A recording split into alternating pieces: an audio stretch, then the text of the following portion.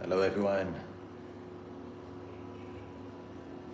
Welcome to a different type of narcissist video for this one. And a topic that I've never spoken about before. So this is the first time that I'm putting a narcissist video revolving around pets and specifically cats out online. And I will be doing a full-length production on this as well. Really going deep into it, why narcissists hate cats, and just their attitude towards certain pets. But yeah, we're going to talk about it in this one. Why do narcissists hate cats? Because you may see that they could be afraid of cats, or they may just be averse around them. They may show a lack of interest. Maybe you have a cat and it's a part of your family. The cat is very important to you. But the narcissist doesn't seem to show any interest in it. Or if you try to talk about the cat, then the narcissist has to change the topic. And sometimes you may even see some kind of fear around the cats. It's like they're afraid of it. And we're going to get into it now. We're going to talk about why that is. What's the reason for this fear or this interest around cats? So give the video a thumbs up and let's get into it together. So what a lot of this comes down to is control. Narcissists are obsessed with control, even when it comes to pets, and often especially when it comes to their pets. They want to be able to control the pet. Now, as many of you may know, especially for cat owners, cats cannot be controlled. And this frustrates the narcissist's need for dominance. They want to dominate their pet, just as they dominate their victims, their sources of supply. So they want to have full control over it, because then that makes them feel in control themselves. It makes them feel powerful.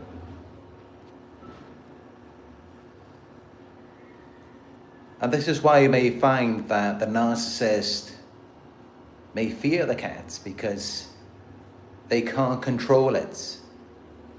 They can't make it act in the way that they want. They can't just call the cat over and get its attention. And this is why you may see that many narcissists prefer dogs, because dogs give unconditional loyalty that feeds their ego. It makes them feel important, because many dogs may beg for their owner's attention, and they may excessively admire their owners. This is what the narcissist wants: dominance, complete submission.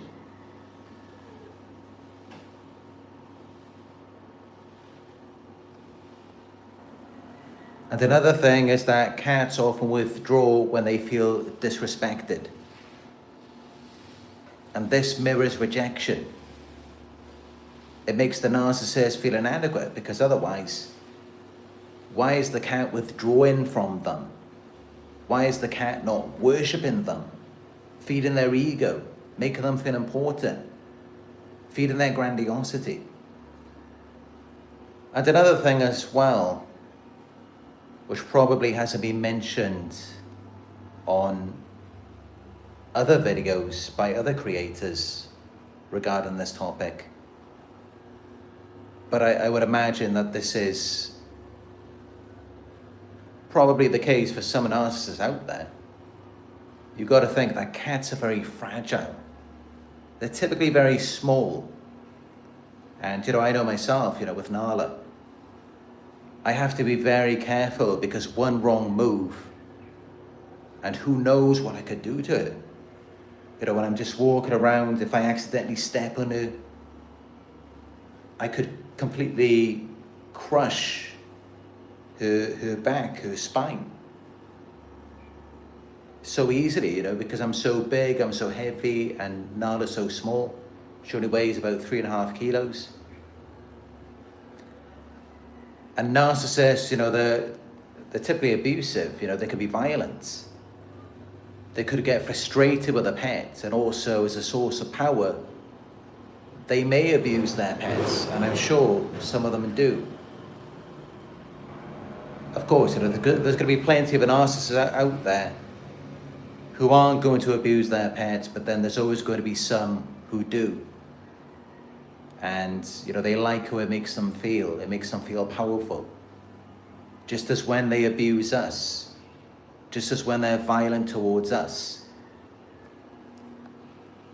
And so, from their perspective, they're likely to be much better off to have a big dog who they can just beat around whenever they want to. They can kick it, they can throw things at it, and the dog is still going to be okay. The dog may not even have any injuries. But they can't do that with a small cat. If they're kicking the cat around, the cat's going to get injured. People are going to start asking questions. And it's going to need to go to the vet, and then they could get in trouble. Because, of course, animal abuse is illegal in many countries around the world. Most countries. And so they could go to prison. But with a dog, it's much easier for them, and also I would assume that the law, it's less likely to come down on them if they're slapping a dog around or something compared to doing that with a cat. Because we all understand, cats are very small, very fragile compared to us.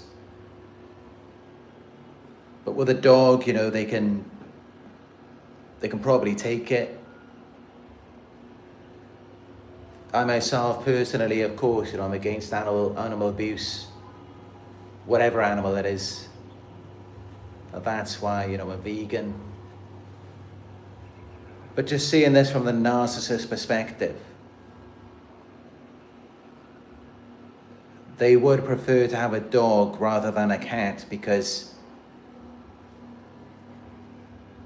with a dog, they can hit it, they can attack it, when they're frustrated. If they have a problem at work, they can come home and then just take it out on the dog.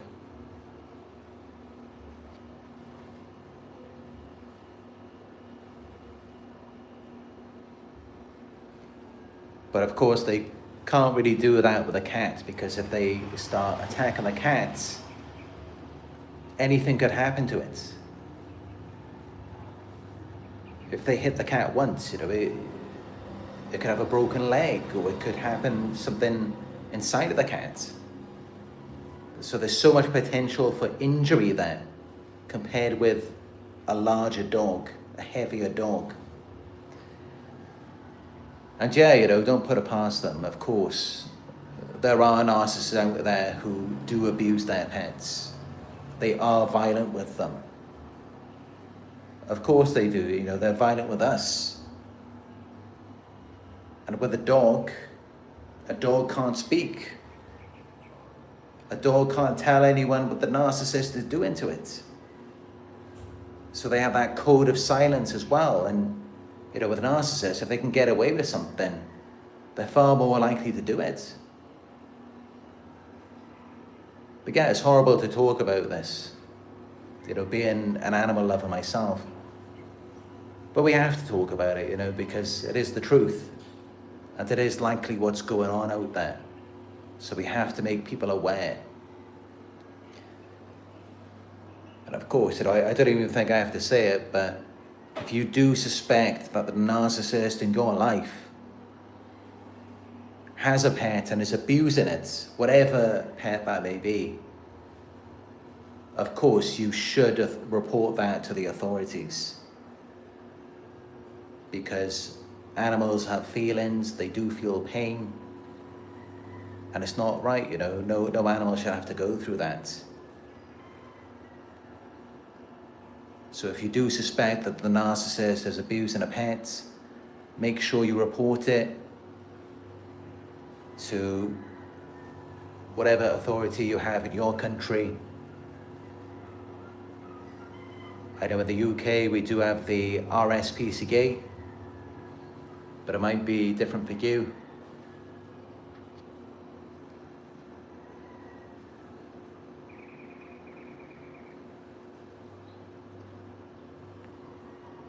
But yeah, this is really what it comes down to, is that cats will withdraw when they're disrespected, and not only that, they withdraw anyway. I mean, I know, you know, with Nala, she really enjoys her alone time. And especially now she's getting older, she's 8 years old, she sleeps a lot. And, you know, she just likes her time to herself. And she especially does not like it if I bother her, you know, when she is having her alone time. If I try to pet her or anything, then she might scratch me, she might bite my hands, you know, to tell me to leave her alone. You know, she's setting a boundary. And she expects me to respect it. Now, a narcissist doesn't want to deal with that. You know, if they want to stroke their pet, if they want to feel better about themselves, if they want to feel like they have control, they don't want the pet to have any boundaries. They want the pet to want their attention just as much as they want the attention from the pets. You know, they prefer a pet who's gonna beg them, chase after them. That's what a narcissist wants. And of course, that's how they manipulate us, they condition us. Just like in Pavlov's dogs, where they ring the bell and then the dog comes running. That's what they do with us.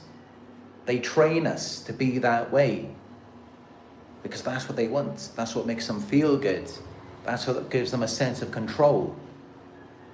So of course they would prefer a dog because they can train a dog. It's very difficult to train a cat. The cat's not going to listen. Just because you ring a bell, it doesn't mean the cat's going to come after it. And also sometimes, even if you put food down, even if you give treats, the cat may not be bothered. The cat will come in its own time. But yeah, the narcissists love the constant attention and admiration that a dog can provide. As we all know in our own experiences with cats and dogs, cats typically like to be alone, you know, especially if they're around someone for a long time. You know, they get used to you and then they spend more and more time by themselves. Dogs are always ready. They're full of energy, they're very lively. Sometimes they will be jumping all over you, licking you. They just can't get enough of you. That's what the narcissist wants. They love that. Dogs are obedient as well. They listen. They follow your commands. And this is how, you know, many owners, they typically have their dog on a leash. You don't see many owners doing that with their cats. With cats, they typically just leave the door open and then the cat goes out on its own. And sometimes the cat goes out all night. Now that's the last thing a narcissist wants. Having a pet that is just out all night. The narcissist wants their pet waiting for them. Waiting at their beck and call.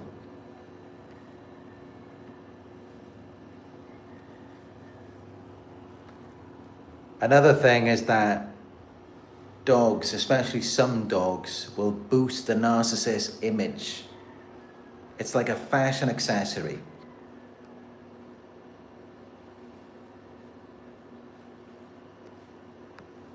Cats don't really do that for their owners. Not in the same way as dogs. Dogs can be status symbols, so they can enhance the narcissist's pride.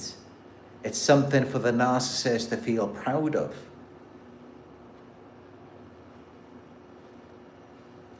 Look at what they can make their dog do. Look at how they can train their dog. It's like their dog's life revolves around them. It makes them feel so powerful. It makes them feel like they're God in someone's life, to have someone dependent on them. And again, they may abuse the dog. And, I hate to even go into this, but,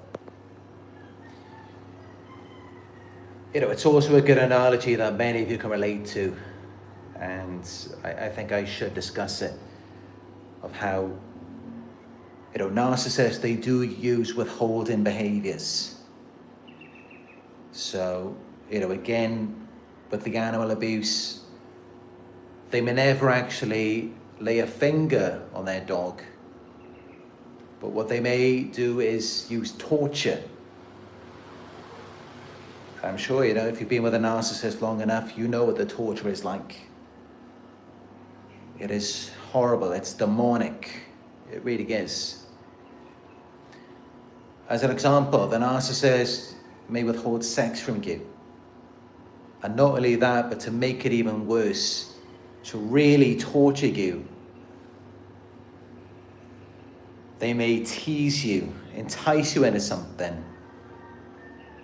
As an example, they may come home one day and they may start touching you, getting you in the mood after they didn't have sex with you for weeks, maybe months. And then they get you into bed, they get you to get your clothes off, and then they pull away. It's absolute torture. It's demonic. It could be the Jezebel spirits. Now, of course, they may withhold things from their dog. And they could be doing something really, really evil. I mean, this is absolutely vile, disgusting behavior. Something I could never imagine doing myself. It's just really bad. But what they could do is they may have the treats, and they may condition the dog. When you hear the sound of this treat packet, that means you're going to be fed some treats. They may starve the dog for hours, maybe days, and then make the noise with the treats, make the dog come running, make the dog beg, jump all over them. And then they may not give the dog anything. And I hate to even say that, but let's keep it real. Of course, some narcissists out there who have dogs are likely doing that. As crazy as it sounds, it's absolute torture. And I think, anyone who does that, if it isn't already, that should be punishable by law. That's just as bad, if not worse, maybe worse than hitting a dog. I would say it is worse in some cases to do that. To tease them with food, treats, and then not give it to them. The dog is probably better off being hit as long as you feed it. As long as you're not torturing it like that and starving it. But yeah, this is what many narcissists may do. This is really what they're like. This is what they do to us. They tease us, entice us, and then withhold things from us. And they prolong it over a very long time, months, even years. Evil, wicked behavior. I mean, if you're a spiritual person, you must think that is demonic. They'd have to be possessed. Because for me, knowing that someone needs me, and I can just give something to them so easily, so effortlessly, I just couldn't let the clock tick by, knowing that, they're feeling tortured. You've got to be evil. You've got to be messed up in the head to do that. You have to be. I mean, there's just no way. How can you have a conscience? How can you have even an ounce of empathy? How can you call yourself human? But yeah, this is what many narcissists may do. And that may not be so effective on cats. Because like I said, when you put the food down, I know my own experience, when I put the food down for Nala, or I try to give her treats, she's not always interested in that. But with the dogs, they're always hungry. They love treats. They love affection.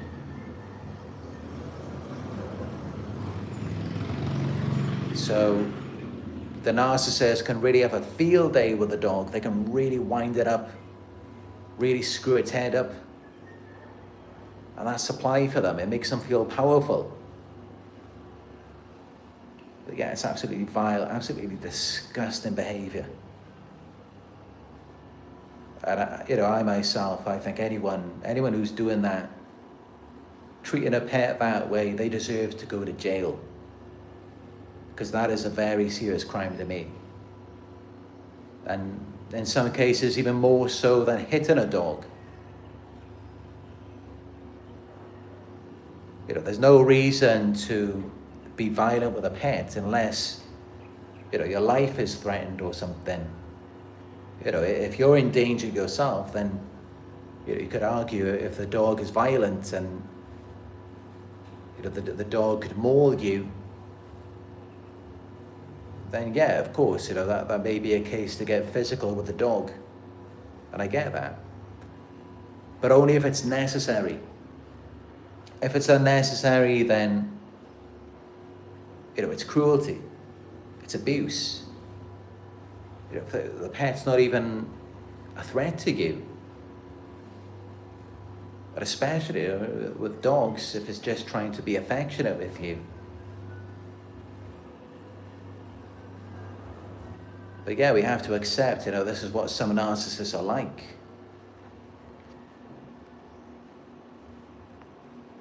And yeah, dogs are easier to train. They show obedience more than cats.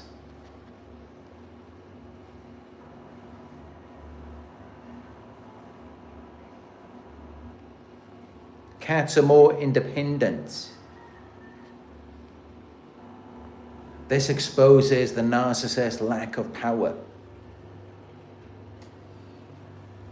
And that's really what they want when they have a pet, is they want to feel powerful. The dog will make them feel powerful.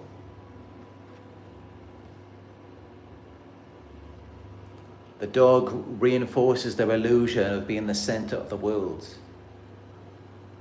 The cat may just make them feel like they're insignificant, inadequate even. And for anyone, if you have a cat, you will know all too well, how it feels sometimes. You will feel rejected. You will feel dismissed. But in time, you may learn to respect it, as I have. I fully recognize, of course, over the many years that I've had my Nala, she does set boundaries with me. She tells me when she needs her alone time, when she needs space. And if I push it, if I don't respect it, I may get scratched, I may get bitten. And then it teaches me then, to leave her alone. But of course, narcissists are not like that. They don't have any values, any morals, they don't have any respect. So, what would they want a cat for? What is the cat going to do for them? So yeah, this is why they may hate cats. And it's why they may love, I say love, but they not really love dogs. It's kind of just they love the attention they get, the control, the dominance. It's not so much about the dog. They probably don't even appreciate the dog's individual personality or anything like that. it's probably nothing personal about the dog, just like it's rarely anything personal to do with us. They can do without our personality. They zombify us. They're not really concerned about who we are as people. All they care about is that control and superficial things, such as if it's a big dog, if the dog is aggressive, they may value that. Especially if they can still dominate it. But yeah, 67 live viewers, good to see. People are interested in this topic.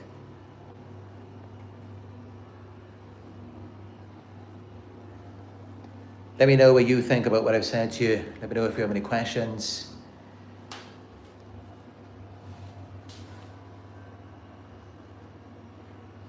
But please be sensitive if you do share any stories about narcissists abusing pets. Because, that is a sensitive topic for me. And it's not really something that I ever research about. Being an animal lover myself, I'm more about just promoting, love and respect towards animals.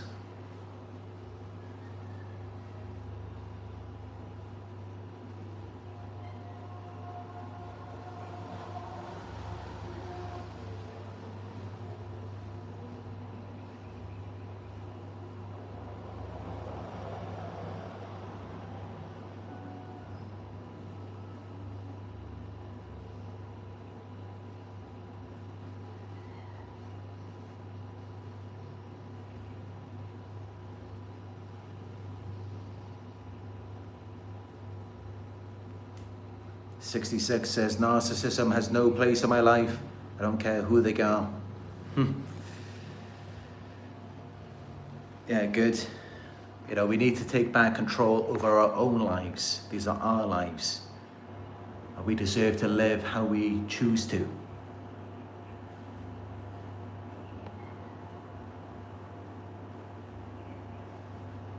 James Campbell Gray says, I love cats and dogs, but I recently met a narcissistic cat.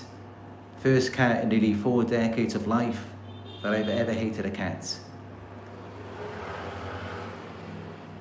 I get that. I've said myself in past videos, yes, cats are narcissistic. There's no doubt about that. Especially more than dogs. A dog will be loyal, they will love you. With a cat, that may be more rare. However, I think that my Nala is rare. I've seen on many occasions where she was outside on her own and she always came back. Even one time she was out in Scotland, she jumped out the window, running down by the lake. I didn't see her for about nearly 24 hours. But eventually she did come back. She always comes back to me. She always misses me. She's always been a very loyal cat. But also, again, like I said earlier, what does it matter if a pet is narcissistic? Just as what does it matter if a child is narcissistic? Children are meant to be narcissistic at that age. As long as they grow out of it eventually. With pets, they're going to be like that their entire lives. But what difference does it make? We are the ones with the power. We are the ones who are in control. What threat is a cat to you, whether it's narcissistic or not? That's the problem is that they might harm us. So it doesn't really matter what they're thinking in their minds. Other than, you may feel like you don't get as much love or affection from the cats. And that part I get, I had to deal with that myself. And, I'd be lying if I said that I wasn't hurt sometimes, when Nala would pull away.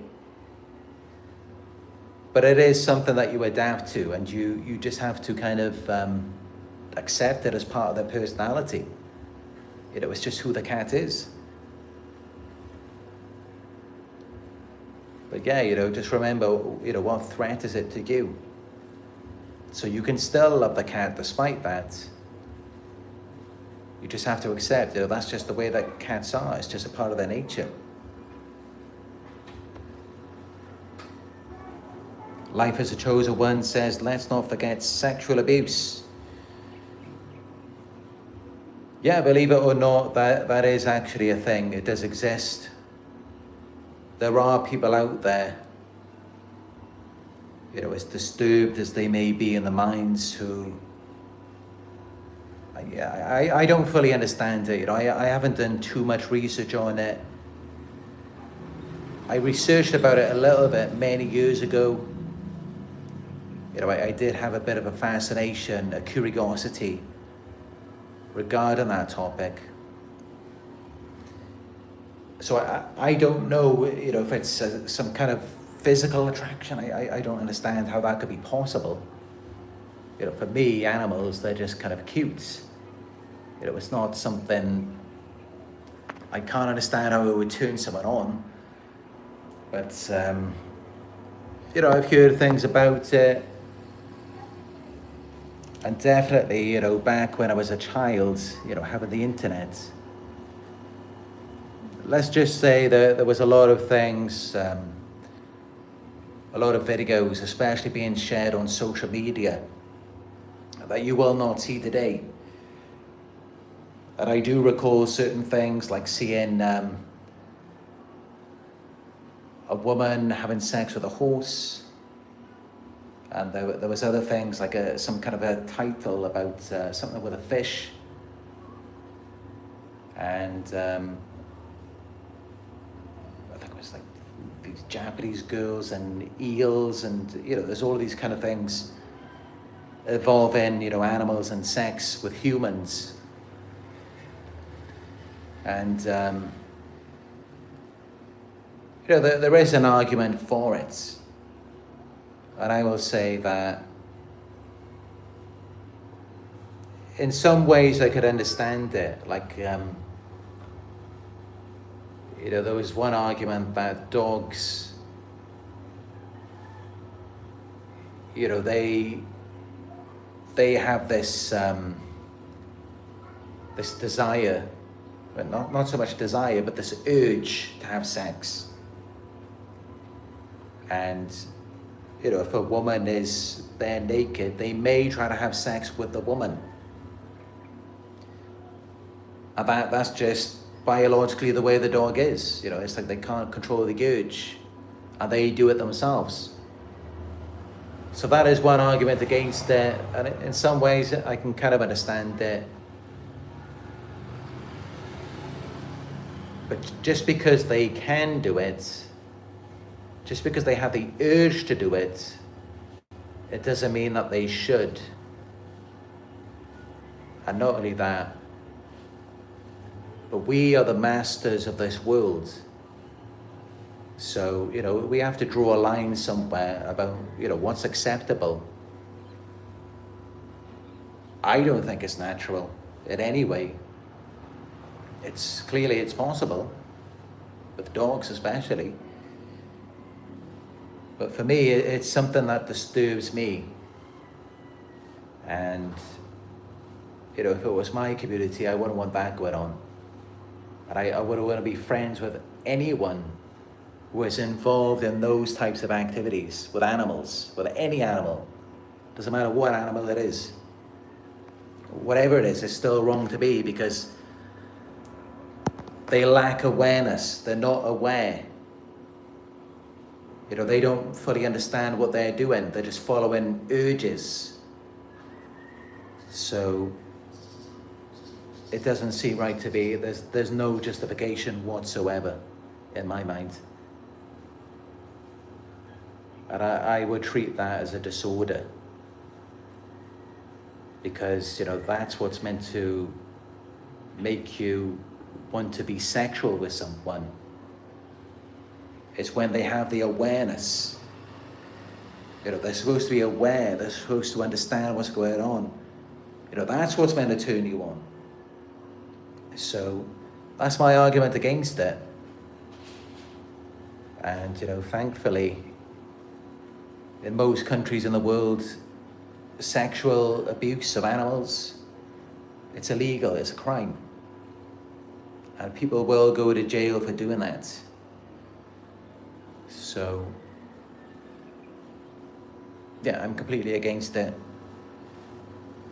In my mind, there's no excuse, there's no justification. And if the dog is trying to hump you or whatever, you just take the dog off and you keep your clothes on around the dog. You got to have boundaries. Just like the same thing with children. If children are exposed to sexual things at a young age, it may rewire their brains. And they may start having sexual desires at a very young age. That's because of abuse. They've been abused. That's why they're acting that way. It's not natural.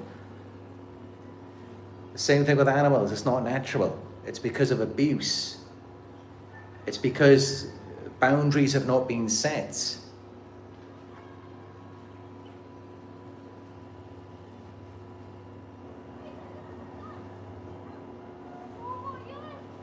Jack O'Neill says, what does the cat do for them?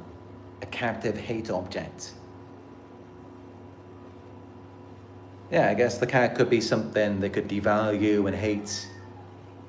But that's the thing. I mean, the cat isn't really going to be so responsive to that, is it? Like, what can they do? They could just insult the cats. The cat isn't going to care. The cat may just run away.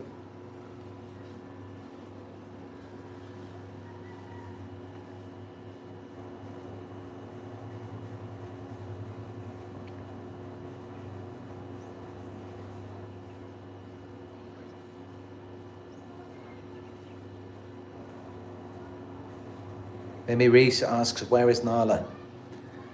Nala is currently in Malaysia with a pet sitter. And she's just waiting for her flight to go back to the UK. And of course, when she gets back, I will be making my way back as well. Because I miss her a lot. I haven't seen her now for months. And, my life is not the same without Nala. It just doesn't feel right. It feels like something's missing. It feels like I'm not me without Nala. That even the videos just aren't the same without it.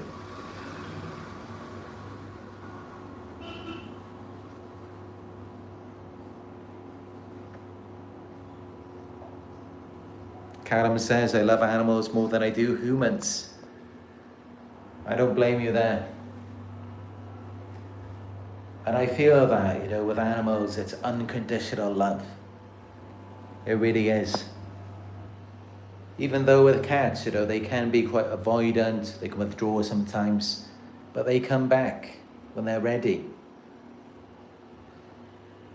And I really do feel that, even if I didn't have any money, even if I didn't have any food,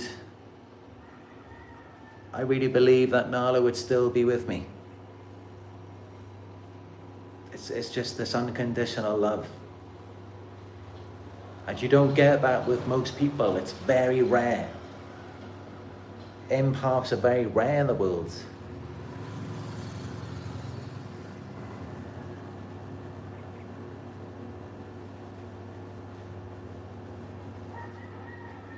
Life as a Chosen One says, beware of direct energy weapons being hit by the narc as well. Well, that's gang stalking. The DEWs, direct energy weapons. And I've heard that they're using these things on children. They're using it to make children, very young children, masturbate. And of course, that completely just traumatizes the mother as well. And I think they may also be using it on animals, on pets. And they do abuse people's pets as well. I've heard stories of gang stalkers murdering a target's dog and even leaving one target's cat dead on their doorstep. I mean, these are absolutely disgusting crimes.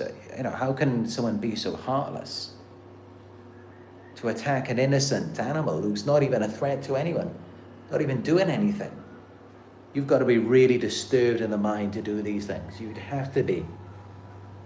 How could you want to destroy something so innocent, so pure, and something that's not even a threat to you? But this is what they do. And not only that, they can even blame you. They may poison your pet and then just say that you were neglecting it. Or they'll make it out like you're the animal abuser. They'll try and set you up and get you arrested for it. It's absolutely crazy. But this is how, we see so many people in the world are fake. Where are the real, genuine people who you can actually trust? Nowhere.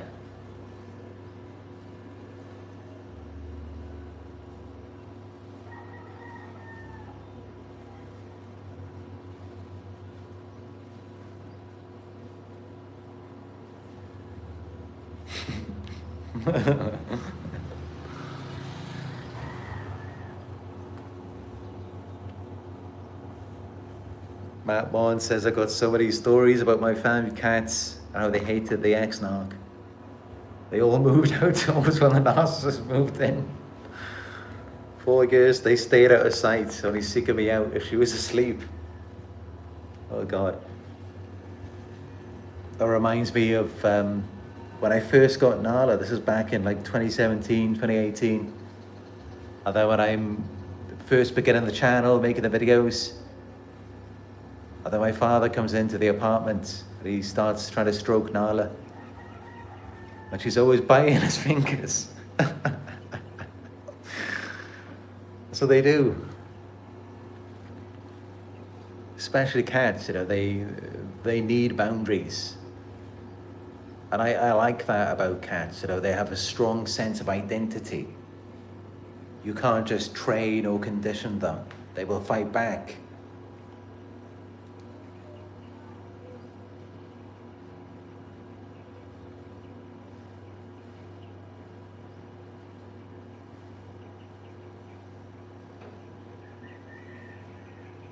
The George says, dogs do kill people for fun though. Yeah, keep it real, of course. There's some dogs out there. They will try to kill us. Just like lions, tigers. And that's why some animals, they do need to be trained, to protect ourselves. Because it's either us or them. But that doesn't mean we can unnecessarily harm them. And that's the thing, just because, and this is another thing that I'm completely against, is how, just because a dog harms you, that doesn't mean that it has to be put down. That doesn't mean that you've got to kill the pet. It's not an intentional thing. It doesn't mean that the dog just has it in for you. They don't even know what they're doing. Just move the dog somewhere where it's safe. Why is it that people have to get in their feelings and take revenge? I've been bitten by dogs myself in the past. I've been bitten by many different animals. And it was never a personal thing. It was never like I have to seek vengeance. I mean, that's just ridiculous. You just got to let it go. If a dog bites you or whatever, and if it costs you money to get treated, if a stray dog and you're worried if you might have rabies or something, never take it personally. We're talking about animals; they're not aware. So I myself, I find it ridiculous. When people And then they get the dog put down, and even though it may not have even been the dog's fault, maybe they let it happen. You could have protected yourself better. So I don't think there's ever really an excuse to blame the animal. We have control. We can choose where we go, what we do. We have awareness. So we should only ever blame ourselves. That's how I see it. It's like the same thing as blaming a child for something.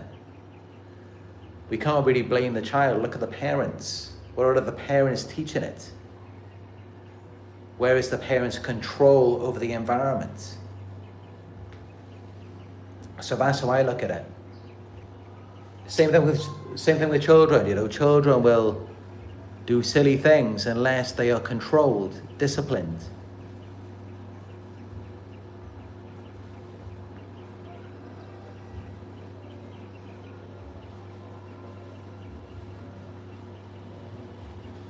But yeah, it's a very interesting discussion, you know, talking about animals. We've never had this kind of discussion like this.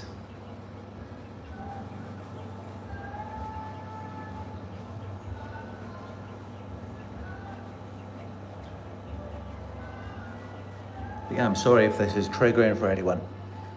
I completely understand, you know, if you are an animal lover like myself. But I like to go deep into it and talk about, you know, what's real.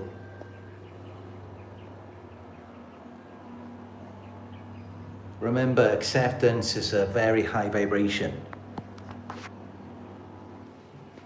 The next frequency above acceptance is love.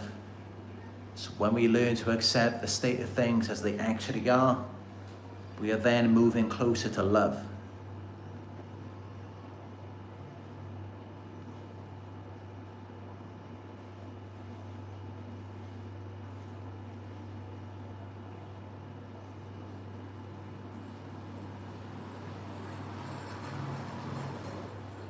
And the comfort of strangers.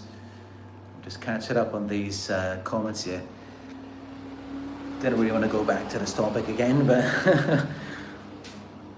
and the comfort of strangers says them trying to hump your leg is something different, but don't feed into it. There's a power imbalance that makes for it to never be okay.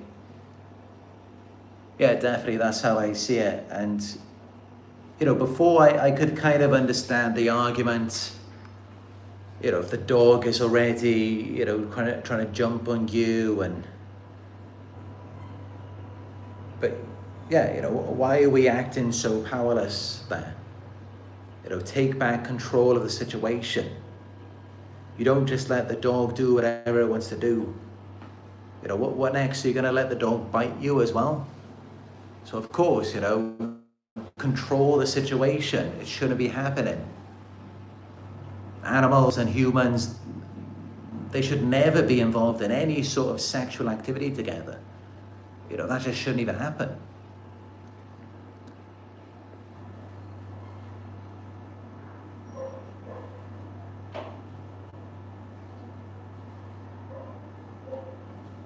But this is another thing as well.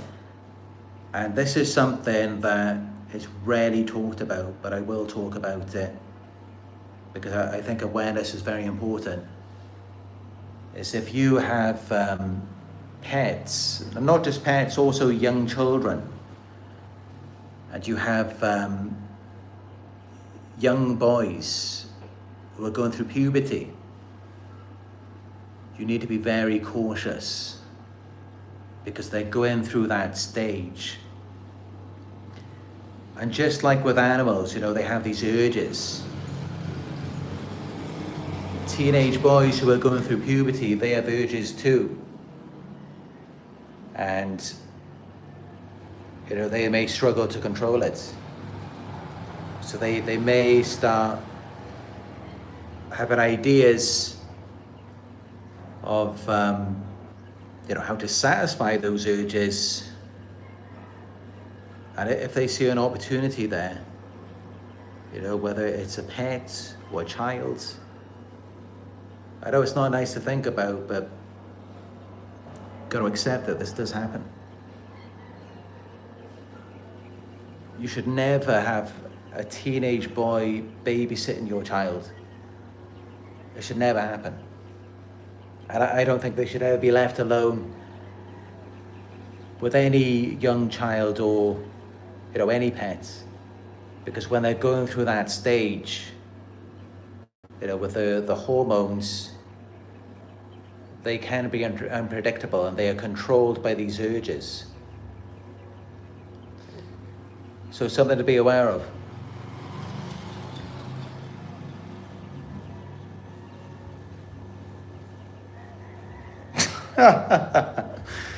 Oh, to George, you always come in with something. The George says there's always someone that has banged the unthinkable out there. Oh. Yeah, there's always someone out there.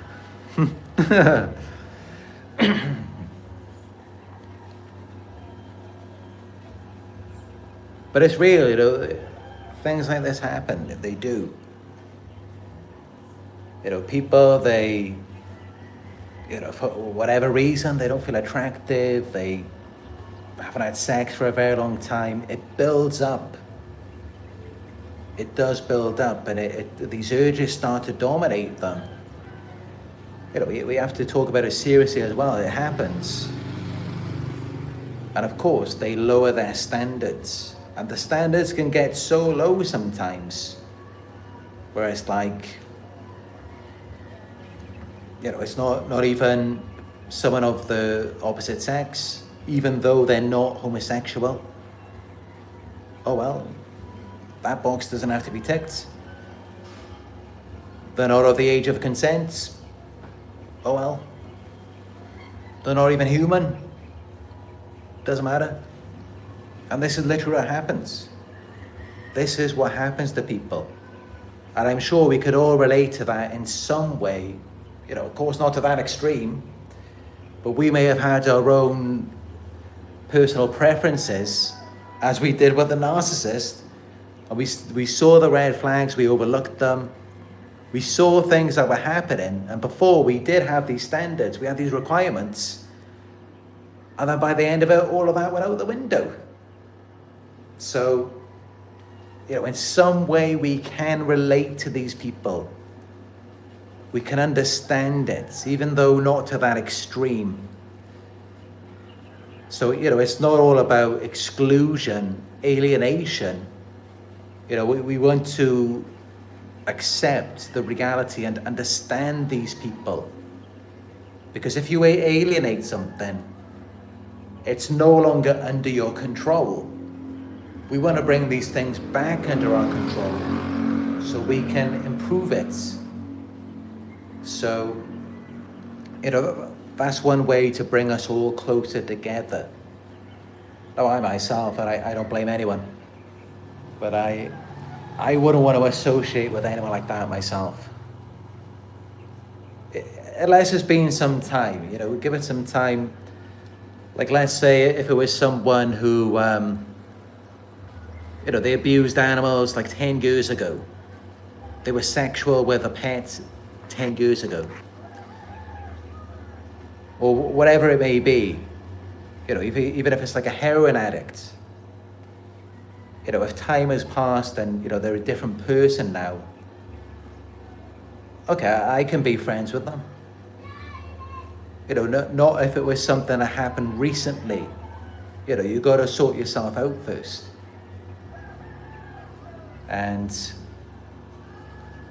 that's the same with us. It's the same with us as victims of narcissistic abuse. We've got to sort ourselves out first. Before we go out into society and start getting around people and, getting into relationships, we have to heal first. It's the same for everyone. And that isolation, it doesn't have to be complete isolation, but spare more time to ourselves. It builds character. It strengthens us.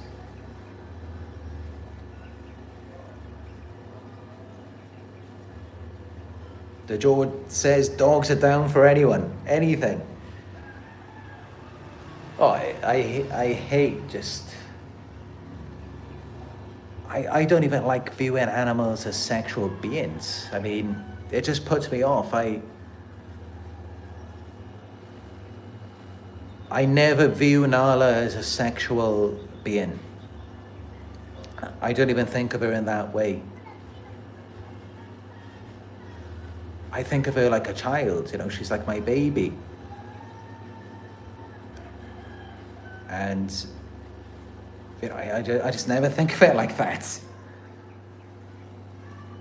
But I remember once, you know, we had a dog a long time ago. That'd be my friend, we were at the park and, you know, our dog followed us there. And then another dog came and had sex with our dog. And that was traumatizing for me as a child. You know, to see that and think, you know, to have to see animals as being sexual. I never want to think in that way.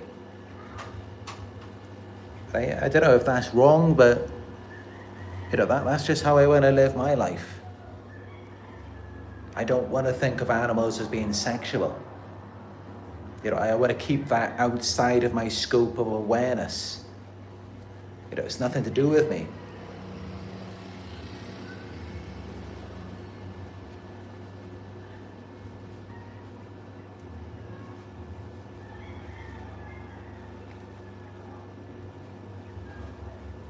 Smokey Bear says, today live's chat is so funny. But I see the funny or it's extremely disturbing.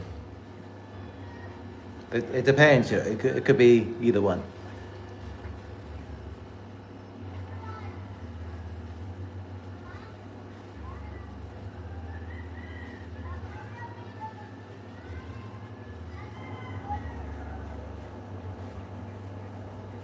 And the Comfort of Strangers says they are sensitive creatures, cats.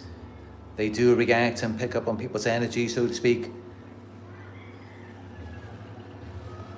I do have that suspicion in my experiences that cats seem to be more spiritual. I don't know what it is, it's like this intuition. And it makes a lot of sense that they would be more spiritual. Because, look at it like this, right? Empty vessels make the most noise. Dogs are more, you know, seeking attention. You know, they're much noisier. So that's where all their energy is going. Now for cats, they're very quiet, very peaceful. So it seems like there's some other aspects to them that we are not aware of. And I always feel that, you know, when I'm with my cats. And sometimes, you know, I do kind of like, I just lay with her and I just stare in her eyes. I just know there's so much more. You know, that there's something else going on. But it's like I can feel it, the energy. So I agree with you there. I think that there is so much more to cats than what we know. I don't know what it is.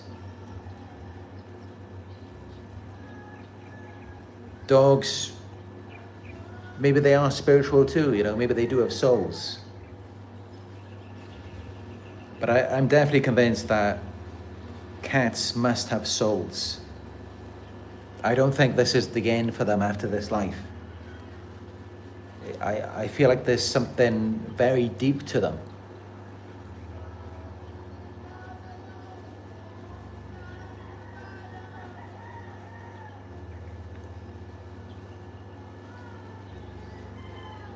And the Comfort of Strangers says, can we just have a moment for the terrible, ugly world it could be sometimes? Yeah, I think that is very important. Every day, I mean, you should have some moments of silence where you just reflect on all of the chaos, all of the pain in the world. Because every second of the day, someone is suffering. Every second of the day, someone is doing something very sick, very twisted, something that you couldn't even imagine. Every second of the day that goes by. And yeah, every second of the day, an animal is suffering at the hands of a human. These things are going on. And that's why for me it's about acceptance, it's about bringing awareness to it. Because, I want this suffering to stop. And it's on such a scale these days, it's unbelievable. Did you know that 300 billion animals every year are killed for food? And that's just for food purposes. That's before we even get to clothing or for other purposes. I mean, it's just unbelievable. The amount of suffering on this earth. This world is hell. We live in hell. It's like a massacre out there. And you think, just one animal being hurt. Imagine something happening to your pet. And then you think 300 billion animals are being killed every year for food. It's just such an insane number, and that's just in 1 year. To me, it's just evil. It's hell. It's demonic. And that's why, when I had my spiritual awakening, I took it upon myself to refrain from consuming animal products. I don't do that anymore. I've been a vegan now for years, and I've never felt better about myself. You just got to have the will, you got to have the discipline to do it. And, just focus on the heart space. Put your hands on your heart and breathe deeply.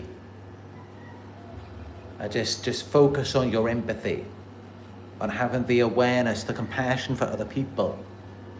We need to be more sensitive in the world today towards how we're affecting people.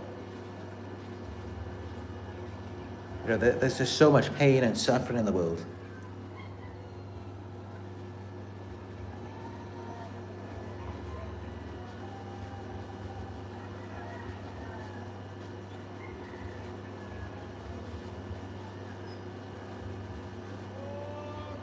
But we got to keep going, we got to keep trying. I mean, of course, I could think 300 billion animals being killed for food every year. What's the point? Why did I just give up? Why be a vegan? And really, it's because I want to serve as an example. And because it means something to me personally. So,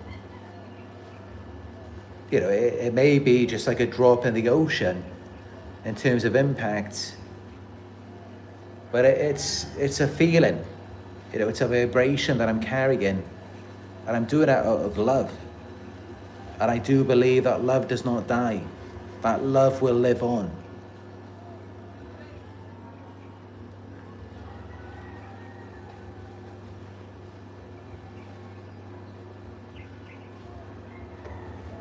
But yeah, it's a very sad thing, when we talk about the topic of animals. It's really sad, because 300 billion animals a year being killed for food. That's really what's going on.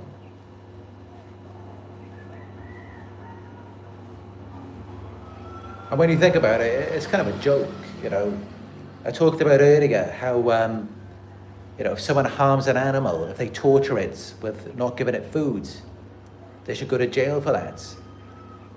Well, what about all of these meat corporations? They're killing 300 billion animals a year. And they're making trillions from it. So, it's really hypocrisy when you think about it. So these people should go to jail for it, but what about all of the animals being killed every year. 300 billion. And the truth is, this is what most people do. It's like they are highly attuned to something, such as, people who murder, rape, they go to prison for that. That's a serious crime. And yet, what about people in the military? In the war, they go to other countries, they fight, they kill people, they rape, and they're never held accountable for it. They get away with it.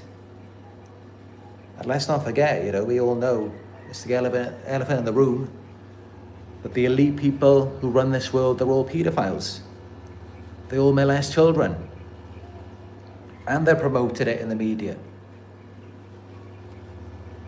And, they're not treated the same way as just your everyday pedophile on the streets who goes to jail for that. And instead, we all submit to these powers. We listen to every word they say. And the entire thing is corrupt. So what are we all doing? It just doesn't make any sense. Why do we not look at them the same way? Is it because we're all just sheep? We're all just being controlled? We lack the courage. But this is it, if we stand together, we can fight it.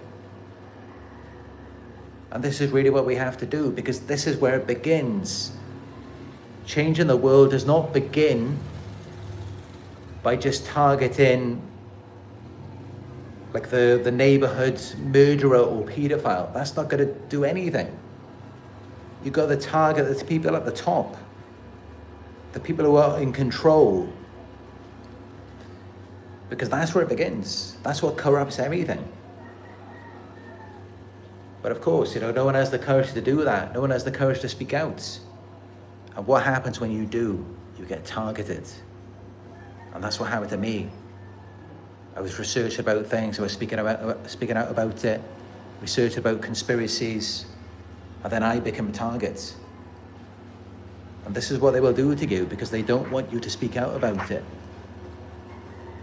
But like I said before, I'm going to keep on speaking out about things, about the corruption of this world.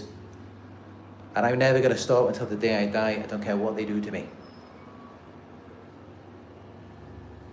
I will leave this world still speaking about it. Even though now, I'm being gang stalked, I've been harassed daily, 24 hours a day since 2016, I'm still not going to stop. I don't care what they do.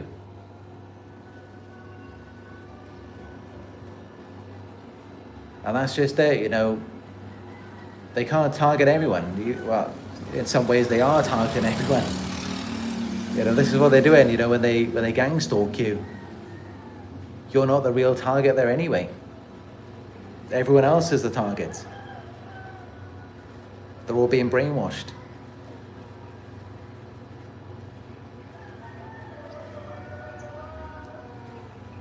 But yeah, I could talk about this all day, as you can tell, it's something I'm very passionate about. But yeah, it all just makes me sick. Everything's so corrupt, all of the pain, all of the torture. I just want to end it all. I'm all about just bringing peace. Unfortunately, peace comes with pain first. And if you want to bring peace to the world, do you know what you have to do? Do you know what you have to do that? You have to get a giant mirror and show everyone exactly who they are, exactly what they've done. The problem is they are not going to like it. And that's who you become a target. By showing them who they are. They don't want to see themselves. They want to run away from it for the rest of their lives. They want to live a lie. They want to live in a delusion.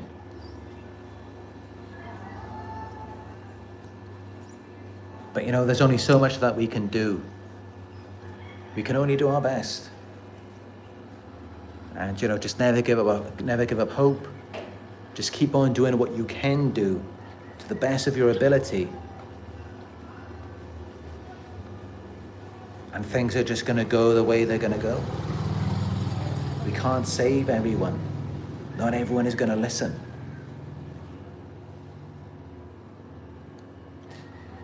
But yeah, let's get this video out there. Give it a thumbs up. Drop a comment down below.